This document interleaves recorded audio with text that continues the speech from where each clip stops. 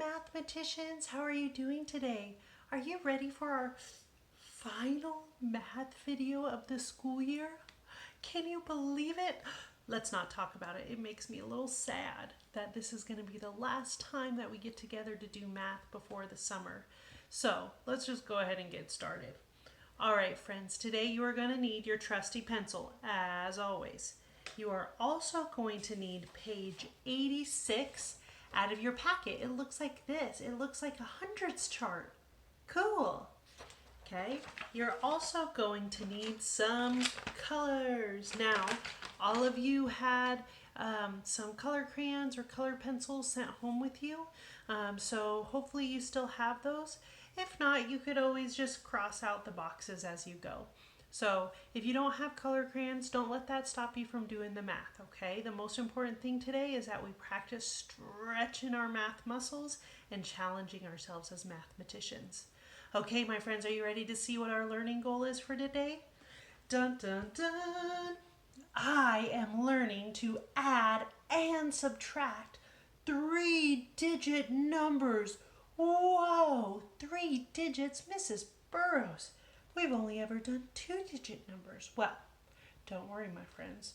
You get to use a lot of the same strategies to add these larger numbers. You just have to remember that a 3-digit number includes the hundreds place. So we can use what we know about adding and subtracting 2-digit numbers to help us with these larger 3-digit numbers. That's why we've spent so much time practicing our strategies, because we can use them as the numbers get bigger and bigger like they do in second grade. So a 3-digit number, remember, has a number in the ones place, the tens place, and the hundreds place. So when we think about how we're going to add and subtract those, I want you to right now think, what's a strategy I really love to use? Am I ready to use it today with some bigger numbers? I sure am. Let's get started, my friends. All right, friends, we are going to use everything we know about addition and subtraction to solve all of the problems we see here.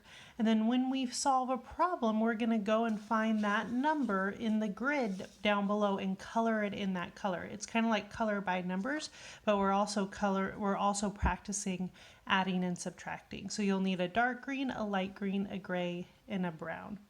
So because there's not a lot of room in here to solve these problems, I have an extra piece of paper to help me. Now, some of them you might know right away because we've been practicing our math facts all year long. So when you see 90 plus 90, you might be able to use your doubles facts to help you. So you don't necessarily have to show your work for all of the problems, but for some of these problems, you might want a scrap piece of paper to help you. So I've picked out 2 of the problems. One of the problems I picked out was 160 plus 220. So I have my scrap piece of paper right here to help me. So I wrote that equation down. Now, one strategy I like to use, when I asked earlier what's a strategy you like to use, I know a lot of my friends like to use the strategy, the break apart strategy, where we break these numbers apart in by place value. So if we look at the number 160, we know that 160 is the same as 160, and there's no ones in this number, right? There's a 0 in the ones place. So I could write the number 0 here if I wanted to, just to make sure I really am understanding. Now in 220, we know that it's 200. That 2 in the hundreds place right there is 200, and the 2 in the tens place is 20. And then again, we have a 0 in the ones place. So we could write 0 there. That's just to help us practice, because, sometimes we do have a number in the ones place. All right, now I'm going to go just like we do when it's a 2-digit number. I'm going to go and I'm going to add the place values or the places together. So 100 plus 200. That would be adding the hundreds together. Now I'm going to write my equation for adding the tens together, which would be 60 plus 20. And then if I had ones, I could write the equation for adding my ones together. I don't have any ones. It's a 0 in the ones place, but I'm still going to write it here just to show you and remind you that we do need to pay attention to the ones place. All right, 100 plus 200. I know that 100 more than 200 is 300. Now 60 plus 20. 60 plus 2 more 10. So I could count 60, 70, 80. 60 plus 20 is 80. Now you could have also used a fact that you know. If you knew that 6 plus 2 is 8, then you know that 60 plus 20 is 80. And we know that 0 plus 0 is 0.